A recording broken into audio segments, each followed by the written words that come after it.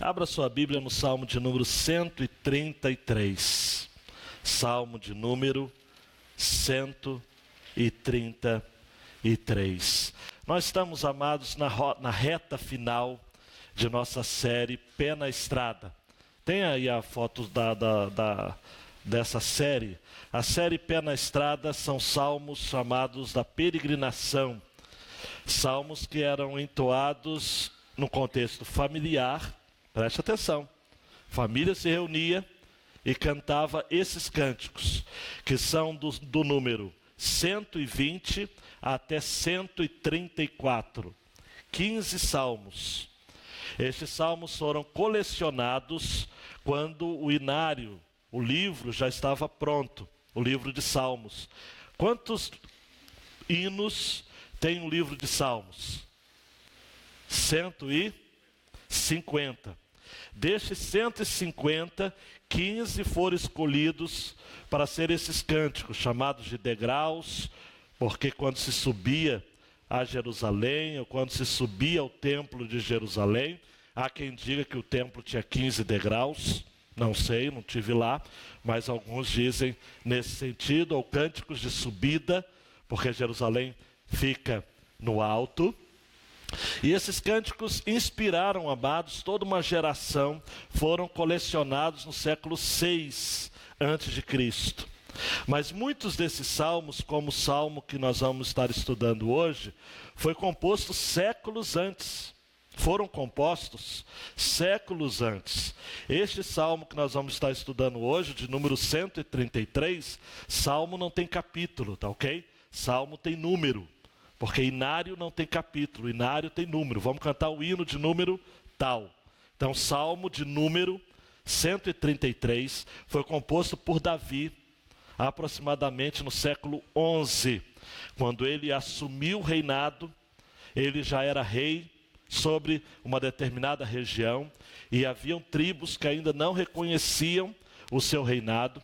Então houve uma cerimônia, nós vamos estar vendo daqui a pouco, está registrado em 2 Samuel, capítulo 5, houve uma cerimônia em que todas as tribos de Israel vieram até Hebrom, e lá Davi foi nomeado, foi ungido rei de todo o Israel. Tá ok? Daí então este salmo tem aspectos interessantes sobre a força da unidade. E este é o tema da mensagem desta noite, que eu peço assim, redobrada atenção sua nesta noite. Hoje pela manhã, o Senhor falou muito ao meu coração e eu reforcei aqui várias vezes acerca do impacto poderoso da unidade. O impacto poderoso da unidade. E o Salmo de número 133 fala por si só sobre este impacto. Acompanhe sua Bíblia, por favor, bastante atento. Como é bom e agradável os irmãos viverem em união. É como óleo precioso sobre a cabeça, que desce para a barba de Arão, e desce sobre a gola das suas vestes, como o orvalho do Hermon, que desce sobre os montes de Sião. Ali o Senhor ordena a bênção e a vida para sempre. Deus, por favor, fale ao nosso coração através da exposição desta palavra. No nome de Jesus. Amém. Fato é, amados, que nós vivemos em um mundo dividido, cada vez mais desunido. Você vai concordar comigo. As famílias não andam mais juntas. Amanhã não comece bem a semana, você vai ouvir uma meditação que eu faço. Se você não ouve, pegue no boletim ali sobre como participar do grupo oficial da igreja e se inscreva. 2 vezes em Gênesis capítulo 22 aparece a expressão "e eles iam caminhando juntos", referindo-se a Abraão e a Isaque. Deus dá uma ordem para que Abraão sacrificasse o seu filho. Deus deu essa ordem. E Abraão obedeceu de pronto. Você conhece a passagem? E Isaac foi junto, obviamente. E iam caminhando juntos. Mas aí no meio da caminhada, Isaac, que era um garoto muito inteligente, falou o seguinte: pai, tem fogo, tem cutelo, está faltando alguma coisa, está faltando o cordeiro. E aí aquela frase máxima, não é? O Senhor proverá para si o cordeiro. Se fosse eu já ficaria desconfiado e dava no pé. Essa história está mal contada. Mas o texto vai dizer no versículo 8 do Gênesis 22. E pai e filho iam caminhando juntos. André, Jorge, o que leva um filho a caminhar junto com o pai, mesmo com essa história mal contada? A confiança de que a unidade tem um poder impressionante. E de que a família precisa estar unida na diversidade, não apenas na bonança. É tempo da família se unir.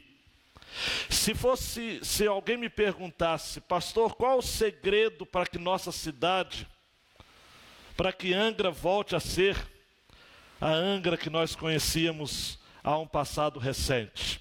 Nós precisamos nos unir mais, como pessoas de bem dessa cidade.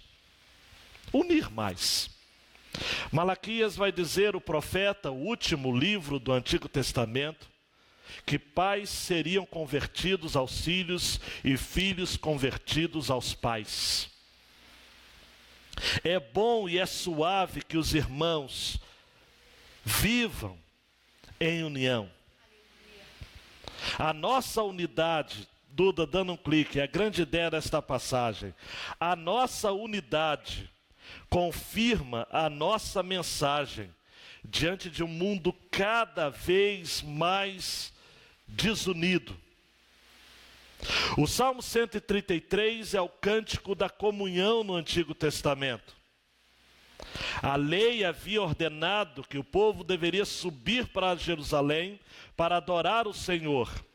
E esses peregrinos não andavam sozinhos, eles eram ladeados por outros peregrinos e caminhavam em santa união e amor para a glória do Senhor. Devido aos perigos de uma caminhada para Jerusalém, Jerusalém ficava cercada entre montes, e por detrás dos montes haviam perigos, ladrões, salteadores, feras selvagens. Por isso que um dos salmos vai estar dizendo justamente isso, falando a respeito desse medo, desse terror. O salmo de número 121, eleva os meus olhos para os montes, de onde me vem o meu socorro. E diante então desse contexto adverso, as famílias viajavam juntas. Um autor chamado George Swinock vai dizer o seguinte: depois da comunhão com Deus, não existe comunhão semelhante à dos santos. Depois da nossa comunhão com Deus, não existe nada mais sublime do que a comunhão entre os irmãos. Olhe para mim, cantar sozinho é bom, mas cantar em grupo é muito bom. Eu vou dizer algo para vocês, não é coisa de pastor que está querendo jogar a conversa fora, não, é verdade. Eu posso, amados, ir pregar em qualquer igreja nesse Brasil e no mundo. Mas nenhuma igreja, quando canta, toca tanto ao meu coração como a nossa. Posso ir em qualquer lugar, amados. Igreja grande, igreja pequena, canta português, canta inglês, canta francês. Não existe, é o canto do povo. É o tenor do João Batista. Não é? É o contralto da Carol. É o sem voz nenhuma do pastor Léo. A gente gosta do canto do povo de Deus. É a mesma coisa da oração. Olha para mim. Orar sozinho é bíblico, não é isso? Quando fores orar, entra no teu quarto, fecha. Mateus 6, oração secreta. Tem. Mas a oração comunitária tem uma força muito grande. A gente ouve o povo de Deus orando: Senhor, Senhor, Senhor, Senhor. O próprio Jesus disse, né? Quando 2 ou mais estiverem reunidos em meu nome, aí estarei. 2 ou mais. É o poder da união. A comunhão, amados. Tem gente que fala o seguinte: pastor, o negócio de ser membro de igreja é complicado. Como o artigo do Augusto Nicodemos: eu não tenho que prestar contas da minha vida para ninguém. Mas tem. É bom você ter um irmão do lado para lhe exortar, para lhe ajudar, para lhe incentivar. Um dia eu chamei uma pessoa para conversar, ela falou: pastor, eu não gosto de conversar com ninguém. Ninguém. Não pode um cidadão desse sobreviver. Nós precisamos, amados. Às vezes eu preciso conversar só com Deus e resolve, tá legal. Mas às vezes eu preciso de um homem de Deus comigo. Eu preciso de um grupo de homens de Deus comigo. Às vezes eu chamo alguém: você pode orar comigo? Eu não vou nem contar a história, eu só quero que você ore comigo. Esse salmo, no versículo 1 do Dinha, começa falando da necessidade da unidade.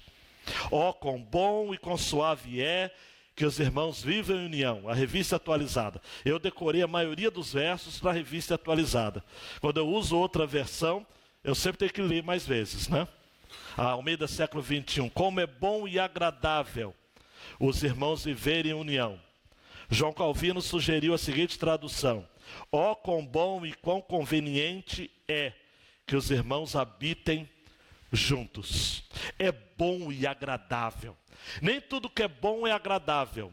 Nem tudo que é agradável é bom. Mas aqui, amados, a união, ela é bom e agradável. A palavra bom aqui significa favorável, festivo, delicioso, adequado. É a mesma palavra que nós vamos encontrar no hebraico em Gênesis 1. E viu Deus que tudo era bom. Quem quer conhecer uma palavrinha hebraica, tem até o Fabiano estudando hebraico, é tov.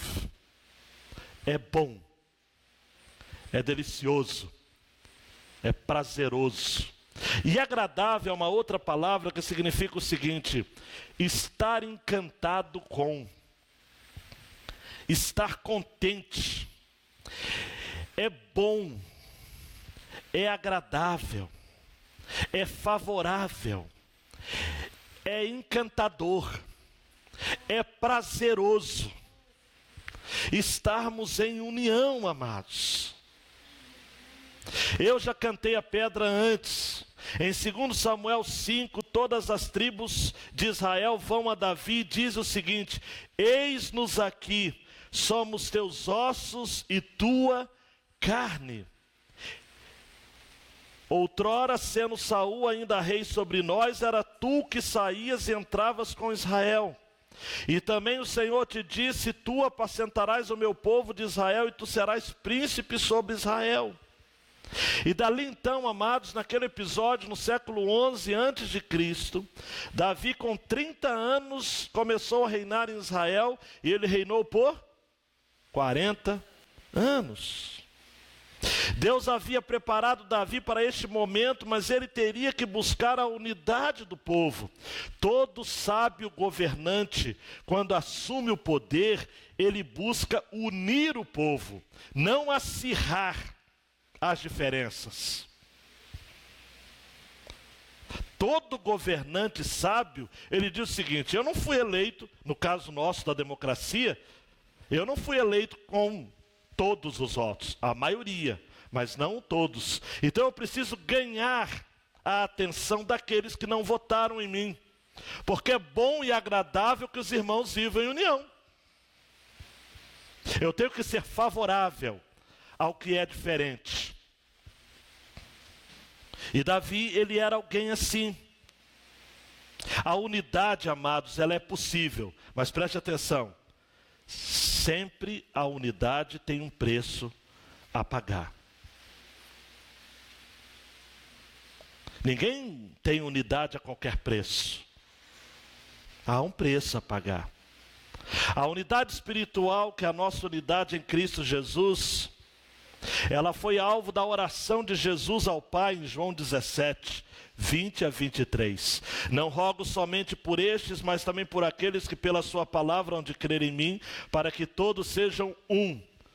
Ó Pai, como tu, ó Pai, o és em mim e eu em ti, que também eles sejam um em nós, para que o mundo creia que tu me enviaste. Eu lhes dei a glória que a mim me deste, para que sejam um, como nós somos um. Eu neles e tu em mim, para que eles sejam perfeitos em unidade, para que o mundo conheça que tu me enviaste a mim, e que os tens amado a eles, como me tens amado a mim. Falecido pastor Isaltino Gomes Coelho Filho disse o seguinte: esta unidade não é programática ou litúrgica, é uma unidade espiritual. Como nós somos um, Deus Pai, Deus Filho, que eles sejam um também. É uma unidade arraigada no ser de Deus e na ação redentiva de Deus em Cristo. A unidade da família espiritual, a unidade da igreja, a unidade dos crentes em Jesus, não é alvo de um programa político em comum. Nós somos tremendamente diferentes, mas nós servimos ao mesmo Senhor. Temos que nos dar bem uns com os outros. Há um poder, há um impacto, amados, e unidade tem a ver com estar juntos. Eu não posso ser unido a você lá em casa. Eu tenho que estar aqui, respeitando os irmãos que estão acompanhando pela internet. Essa unidade virtual, ela é pálida. Funciona bem, você que está fora de Angra, você que está doente, você que está com visita em casa, você que está com dificuldade de estar aqui. Por isso transmitimos os cultos. Mas a unidade, amados, tem a ver assim com toque. Unidade, amados, não é como o ônibus da Bonfim que você pega e vai para o centro da cidade. É como o ônibus que a gente vai para o retiro, final de semana. Aí você fala, mas pastor, qual a diferença? É um ônibus. Preste atenção, cara pálida, preste atenção. O ônibus da Bonfim, fulano trabalha na loja tal, o outro vai para a escola, o outro vai para a sogra, o outro vai andar à toa, o outro vai comprar alguma coisa, o outro vai para o correio. Todos estão juntos no ônibus, sim ou não? Às vezes até grudadinho no outro, sem querer, mas grudadinho. Se o ônibus estiver cheio, então, misericórdia. Essa não é a metáfora da unidade. Todos estão juntos, mas não estão unidos. Vocês estão comigo? Agora o ônibus que nós vamos para Piraí. Todo mundo vai para o mesmo lugar, vai para o mesmo evento, vai com o mesmo propósito. Vão ser igualmente abençoados. Quão bom e quão suave é que os irmãos vivam em união. Estão juntos. Estão unidos. Olha para mim. Às vezes a gente está na família nossa assim. Estamos juntos. Na mesma casa. Mas somos 2, 3, 4 famílias diferentes. Sim ou não? Às vezes na igreja a gente está assim. Interesses distintos. Nós precisamos rogar ao Senhor, porque é bom e agradável que os irmãos vivam em união. E aí, Dudinha, quais são os efeitos dessa unidade? Versículos 2 e 3. É como, 2 vezes aparece a expressão como. São metáforas distintas. 2, é como óleo precioso sobre a cabeça que desce para a barba de Arão e desce sobre a gola das suas vestes. Aí eu sei que você está pensando, mas pastor, esse negócio de óleo na cabeça, óleo descendo na barba, óleo descendo pela roupa fora, que coisa nojenta. A gente lê esse texto e fala assim: meu Deus do céu, esse óleo deixou o povo grudento. Que coisa! Mas antes de embrulhar o seu estômago, preste atenção aqui. Esse texto está se referindo ao óleo da unção. No Novo Testamento, o óleo era valioso. Marcos 14, 5. Dava aparência limpa. Lucas 7, 37, 38. O óleo era símbolo de saúde. Mateus 6, 16, 17. Era usado como medicamento em Tiago 5, 14. No Antigo Testamento, este óleo era usado para perfumar as rainhas e dos donzelas, mulheres do rei, Esther 2:12. Era cosmético propício ao amor. Atenção, casados, Provérbios 7:17, Cantares de Salomão 5:5. Era o remédio para ferimentos, Isaías 1:6. E era, esse é o sentido aqui, elemento para a consagração de sacerdotes e reis. Levítico 8:12. Depois derramou do azeite da unção sobre a cabeça de Arão e ungiu para santificá-lo. A unidade do corpo de Cristo, amados, gera unção no corpo. Faz com que o óleo santo do Senhor dissipe qualquer discórdia entre nós. É algo saboroso. É como óleo precioso. No hebraico, precioso, tov, a mesma palavra de bom. Com bom e agradável é como óleo bom, óleo precioso. Não tem nada a ver com o Senhor dos Anéis, mas o óleo precioso da unção de Deus. Quem está ligado aí na indumentária do sacerdote no Antigo Testamento, em seu peitoral haviam 12 pedras preciosas representando as 12 tribos de Israel. Um óleo que desce sobre a cabeça, que desce sobre a barba e atinge a gola das suas vestes, tem que passar e entremear-se pelas 12 pedras preciosas. A igreja toda é abençoada quando há unidade. A Nova Versão Transformadora traduziu assim o versículo 2: pois a união é preciosa como o óleo da unção que era derramado sobre a cabeça de Arão e descia por sua barba até a bainha de suas vestes. A NVI traduziu assim: é como óleo precioso derramado sobre a cabeça que desce pela barba, a barba de Arão até a gola das suas vestes. Desce, desce. Versículo 3 vai ter também: desce, desce. Por que desce? É lógico, desce porque vem de cima. A unidade, amados, é pensada por Deus, é planejada por Deus. Deus quis que você se casasse com quem você se casou, que você tivesse a família que você teve, os filhos que você teve. Pastor, aquele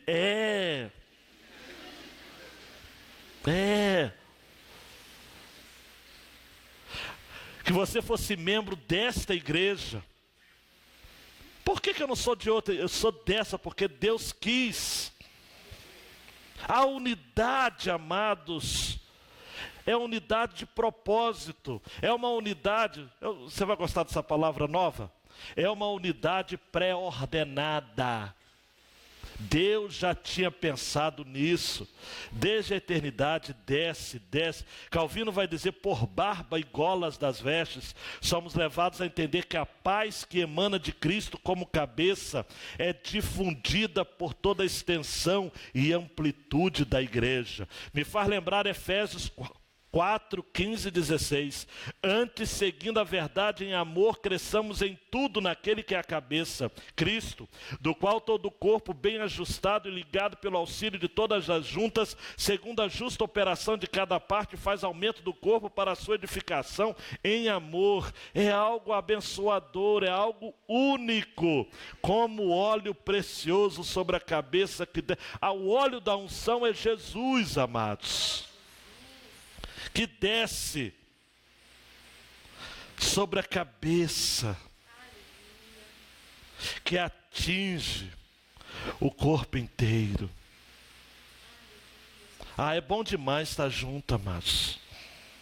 A família unida, amados, pode dividir um ovo em 4 pedaços, na melhor das hipóteses.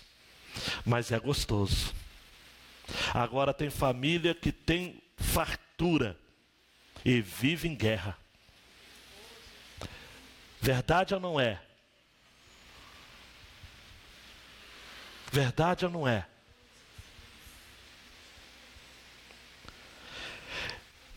Versículo 3, é como o orvalho do Hermon que desce sobre os montes de Sião, ali o Senhor ordena a bênção e a vida para sempre. Aí você que é meio crítico vai dizer o seguinte, agora que não entendo nada, Monte Hermon, Monte Sião, nunca nem estive lá. Vamos apelar aos especialistas. Tim Keller, Monte Hermon, o norte agrícola de Israel. Monte Sião, o sul urbano de Israel. Não é perto não, amados. É longinho. Se não me engano, é algo em torno de 200 quilômetros. Mas aqui a preocupação não é geográfica, não é quilométrica. A preocupação aqui é teológica. Assim como o orvalho. O orvalho cai de onde, amados? O orvalho cai de onde? Do céu, de Deus, como o orvalho de Hermon que desce sobre os montes de Sião.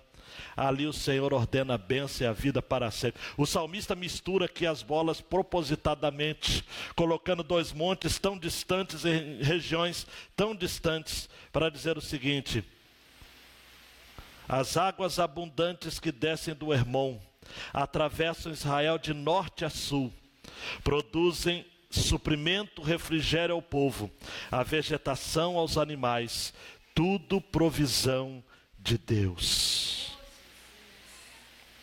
Tudo provisão de Deus. Olhe para mim. Se o óleo representa unção, o orvalho representa provisão, a fertilidade, a produtividade, o sustento. Em Deuteronômio 11, 10 a 12 diz assim: porque a terra que passais a possuir não é como a terra do Egito, de onde saíste, em que semeavas a tua semente e regavas com o teu pé como uma horta. Mas a terra que passais a possuir é terra de montes e de vales. Da chuva dos céus beberás as águas. Terra de que o Senhor teu Deus tem cuidado. Os olhos do Senhor teu Deus estarão sobre ela continuamente, desde o princípio até o fim do ano. Olha para mim. Quem você acha que sustenta a sua família? Quem você acha que assim como toda noite faz cair o orvalho do céu para trazer a vegetação, fertilidade, é o mesmo que, olha para mim, me perdoe a simplicidade da minha fala, que faz chover na sua horta, que faz com que haja provisão e sustento. Você abre a sua despensa hoje, você vai chegar em casa, você não vai comer hoje porque você vai comer hambúrguer, mas você abre a sua despensa e você vê Deus. Tem arroz, tem feijão, tem óleo, tem macarrão, tem fubá. Amanhã, se tudo der certo, você vai poder comprar pão. Se não puder, faz uma mandioca, cozinha, vai tomar o café missionário. Deus providenciando tudo. Chegando no almoço, amado, você trabalha na prefeitura, no centro da cidade, vai pegar o seu, nem sei se tem mais, né? Um cartãozinho, vai chegar num restaurante. Ou você que tem condições de voltar em casa para a refeição, vai chegar lá, sua esposa feliz da vida. Que bom que você chegou, meu amor. Eu estava doido para ir na cozinha mesmo hoje. É segunda-feira, que alegria, que privilégio.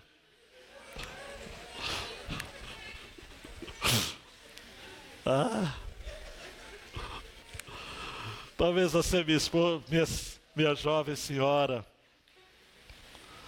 não tem o privilégio de poder estar fazendo a refeição para sua família, precisa trabalhar. Não é o ideal de Deus, mas talvez precise. Mas Deus vai estar dando condições de você se alimentar. Aleluia. Amado, a gente aqui não sabe por quê? Olha para mim. Às vezes aquilo que é comum passa despercebido. E a gente está diante de uma refeição. E eu estou falando de produtividade, prosperidade, de sustento físico. Mas eu poderia estar falando também na questão da saúde. Olha, meu querido, minha querida, você pode até ganhar pouco, mas só de você não gastar dinheiro com remédio, levanta a mão para o céu e fala: Senhor, muito obrigado, porque tem gente, amado, que gasta metade do seu salário só em remédio. Metade. Tem gente que gasta muito mais. É a coluna. É uma luxação devido a uma queda, alguma coisa assim. É uma queimação no estômago. É uma gastrite nervosa. É só ficar calmo, cara. Mas não, gastrite, aquela coisa que é pecado, é fruto de pecado mesmo, que você se preocupa, é ansioso, não descansa em Deus, não confia, e aí fica doente. Então, amado, preste atenção. Amada, quem sustenta a gente? É Deus. É Deus.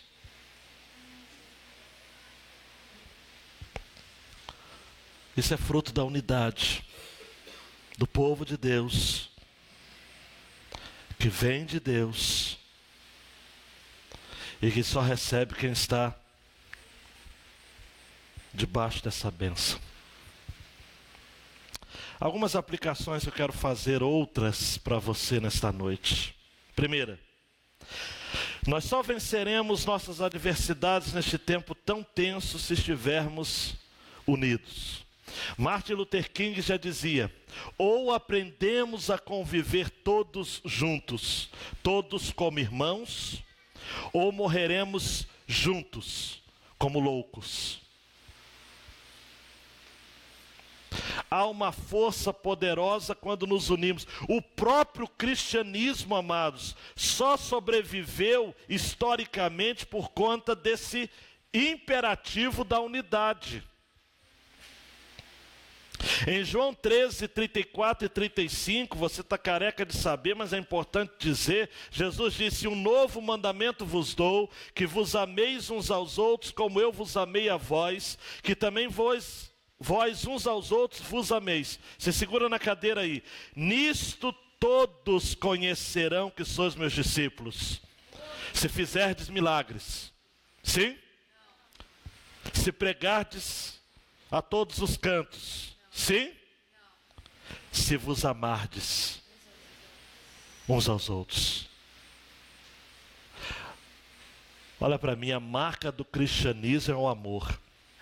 Espiões, amados, enviados para trazer relatórios às autoridades romanas nos primórdios do cristianismo, eram vários. Um deles fez questão de registrar: vejam como eles se amam.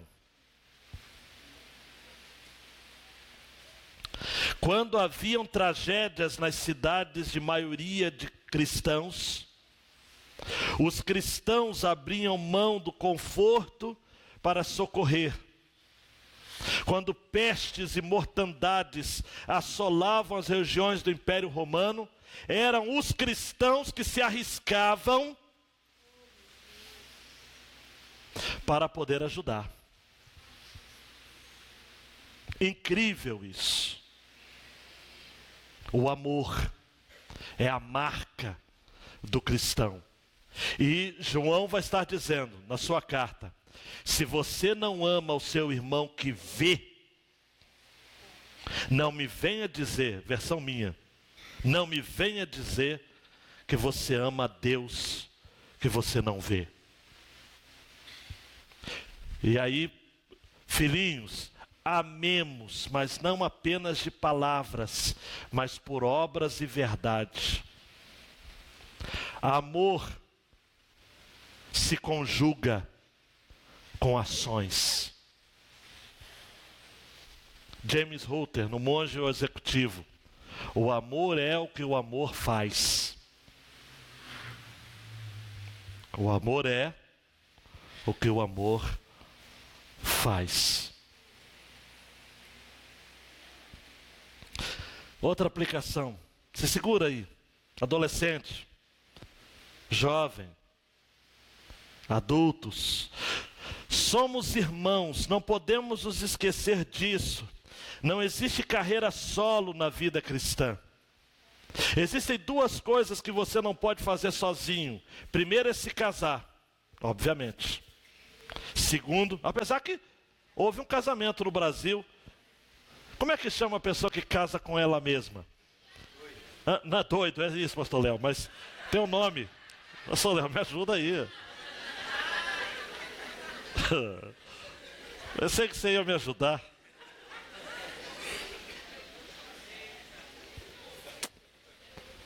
Ai, sei lá o que é. Tem um nome técnico aí. Nome técnico. Mas normalmente se casa com alguém. E segundo, ser cristão. Não tem como ser cristão sozinho.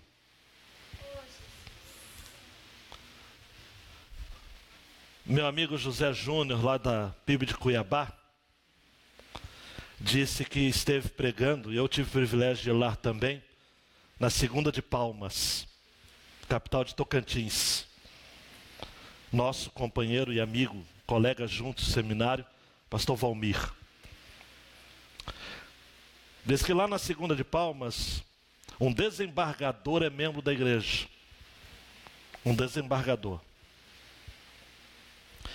Mas na igreja ele se identificou com o ministério do estacionamento. Então quando ele está na escala, uma vez por mês, ele deixa o terno, usa o terno a semana toda, como desembargador. E final de semana ele usa um jaleco colorido, fosforescente, para cuidar dos carros da igreja. Isso é unidade. Somos irmãos. Não podemos esquecer disso. Olha para mim, amor tem que ter prática. Fé tem que ter prática. Não adianta você dizer eu sou humilde e não tem atos de humildade. Não é? É igual uma pessoa estava dizendo, uma outra na loja, eu fui comprar alguma coisa, ele disse o seguinte: anota aí no seu celular o meu número. Coloca aí, fulano de tal, ô lindão. Eu perco o amigo, mas não perco a piada. Olhei para ele e falei o seguinte: está convencido, hein, cara? Se orgulha da sua humildade, né? Humildade são atos. Tiago diz em Tiago 2, 14 a 17: meus irmãos, que aproveita se alguém disser que tem fé e não tiver obras, porventura a fé pode salvá-lo? Anote aí, preste atenção.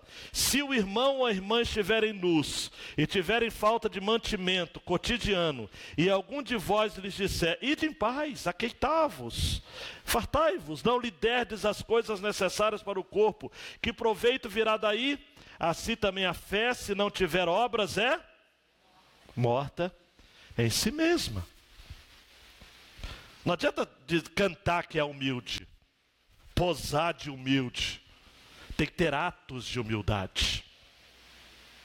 Tem que ser como João o Batista. Aquele que vem após mim, ele é maior do que eu. Eu não sou digno de nem desatar as sandálias dos seus pés. Tem que ser a humildade de João 13, Jesus lavando os pés dos discípulos. O Senhor fazendo o trabalho de um escravo, de um servo. Outra aplicação. O mundo tem expectativas para com a igreja. E frustramos essas expectativas quando não expressamos a união que Jesus orou ao Pai que tivéssemos. Eu já disse a oração de João 17. Olha para mim. O mundo, amados, olha para a igreja e diz o seguinte: eu quero encontrar na igreja aquilo que não tem no mundo. E aí a pessoa vem do culto como esse e diz o seguinte: eu quero viver nesse povo aqui, no meio desse povo. Porque esse povo tem o que eu não tenho lá. E o que acontece, amado e amada, se esse cidadão ou se essa cidadã vir para cá e descobrir, ai meu Deus, que aqui tem gente egoísta, preconceituosa, intolerante. O mundo vai ficar frustrado. Ivênio dos Santos, um dos meus pregadores prediletos, ele disse o seguinte: a igreja muitas vezes é como uma miragem. Lembra daqueles filmes de faroeste? É filme de faroeste. A pessoa está no deserto e de repente aquele sol escaldante, areia, areia, areia, e de repente ele vê ao longe uma palmeira com águas cristalinas. Ele vai rastejando em direção àquela palmeira e diz: meu Deus do céu, como a palmeira florescerá o justo. E ele vai até lá, só que chega lá, ele se decepciona, só tem areia. Ele viu uma miragem. Olha para mim, não seja a miragem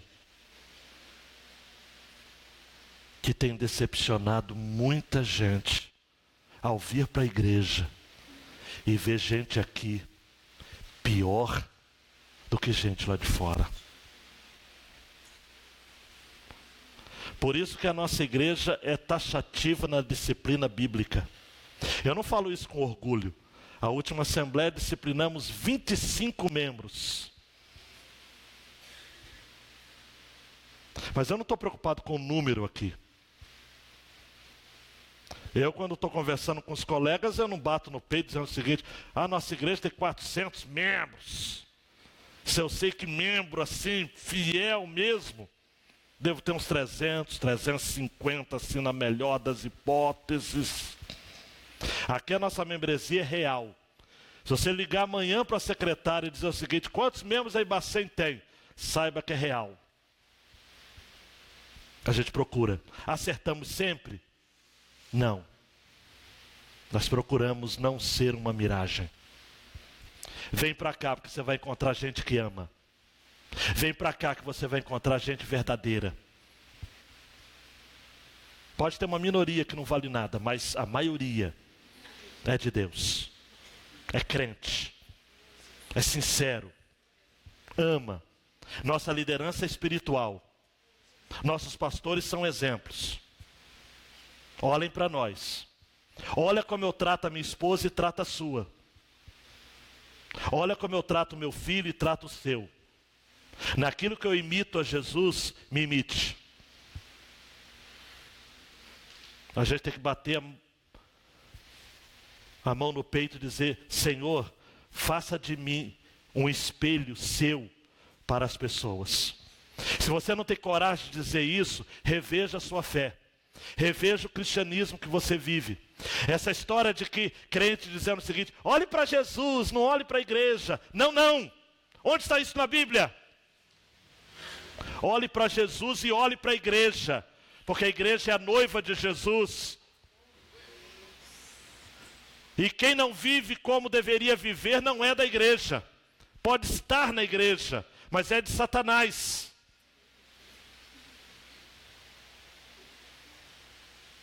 Olhe para nós. Aqui não tem miragem, não. Aqui tem gente sincera. Peca, sim. Mas se arrepende muito. Levanta a cabeça. Prossegue. E se conserta diante do Senhor. Queremos ser como a igreja de Atos 4:32. E era um o coração e a alma da multidão dos que criam.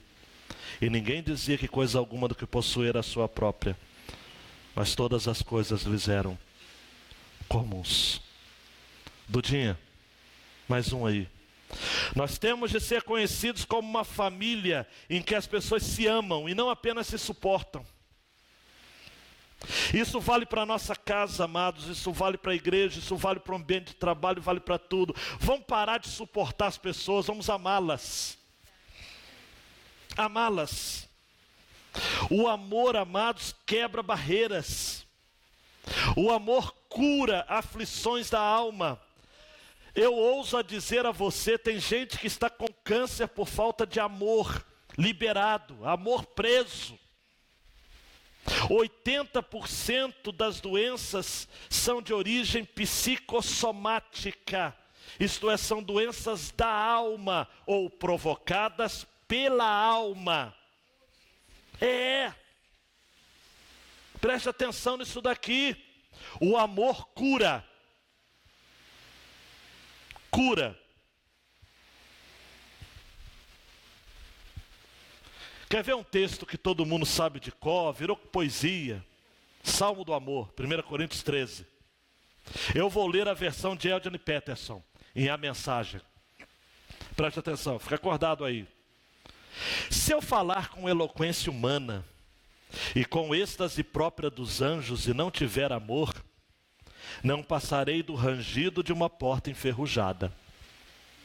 Se eu pregar a palavra de Deus com poder, revelando todos os mistérios, e deixando tudo claro como o dia, ou se eu tiver fé para dizer uma montanha, pule, e ela pular, e não tiver amor, não serei nada.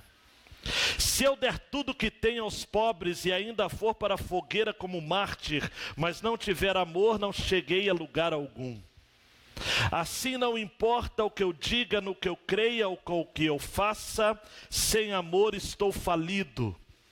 O amor nunca desiste, o amor se preocupa mais com os outros do que consigo mesmo. O amor não quer o que não tem, o amor não é esnobe, não tem a mente soberba, não se impõe sobre os outros, não age na base do eu primeiro, não perde as estribeiras, não contabiliza os pecados dos outros, não festeja quando os outros rastejam, tem prazer no desabrochar da verdade, tolera qualquer coisa, confia sempre em Deus, sempre procura o melhor, nunca olha para trás, mas prossegue até o fim. Esse é o amor de Deus, que desce do céu, como óleo da unção e como orvalho de Hermon. Última aplicação, se segurem na cadeira, porque essa é profunda, hein? Essa é profunda. Para quem não convive bem com seus irmãos aqui na terra, o céu será pior do que o inferno. Amado, amada, você não tem outra escolha. Tem que aprender a conviver bem, em família e na igreja. Amar é admitir para si mesmo de que se é vulnerável. Amar é reconhecer a sua própria fragilidade.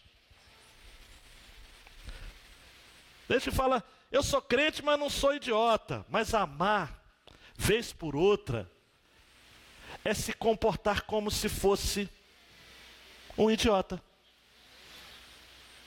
Porque Jesus falou que é oferecer a segunda face, a outra face. Falou ou não falou? Amar, amados, é dar. Quantas vezes Pedrão chegou para Jesus e falou o seguinte: mestre, quantas vezes o meu irmão vai fazer o mal para mim e eu vou perdoar? Até 7.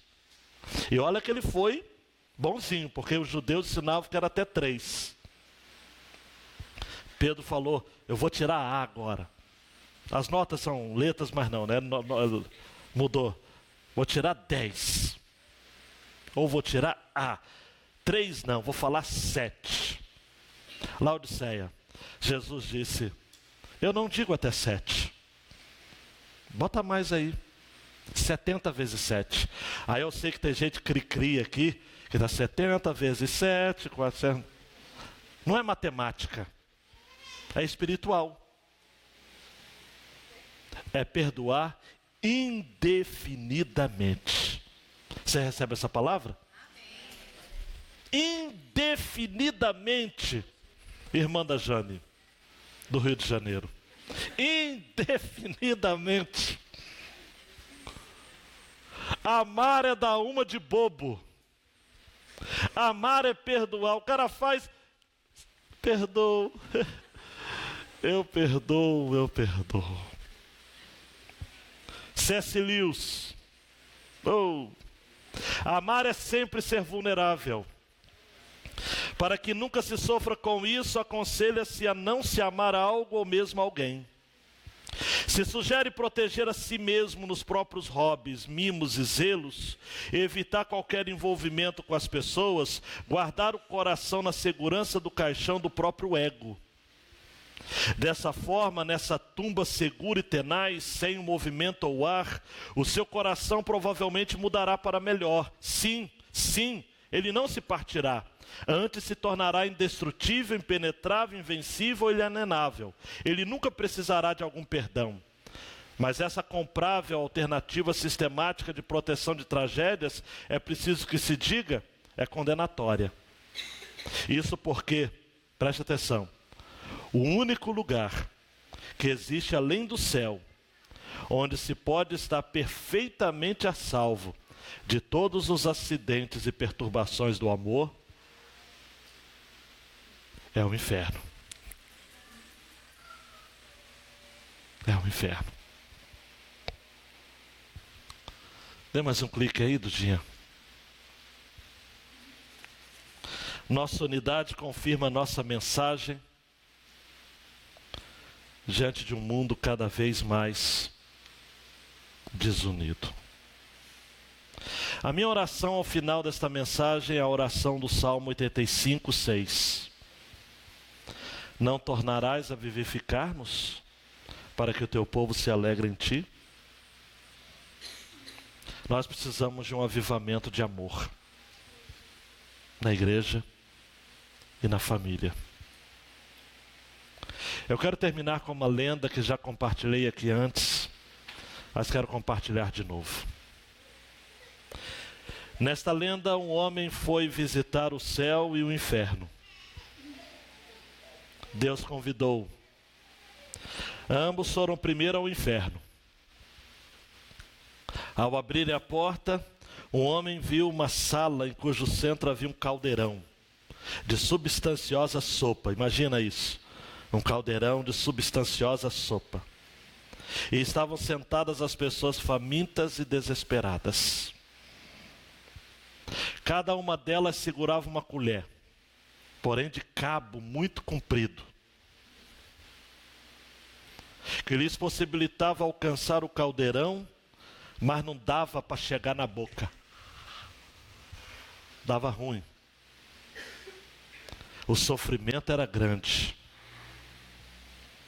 Diante da sopa, Levi, mas por conta do cabo grande da colher, cada um tentando se alimentar, Dudu não conseguia. Em seguida, Deus levou o homem para conhecer o céu. Entraram numa sala idêntica.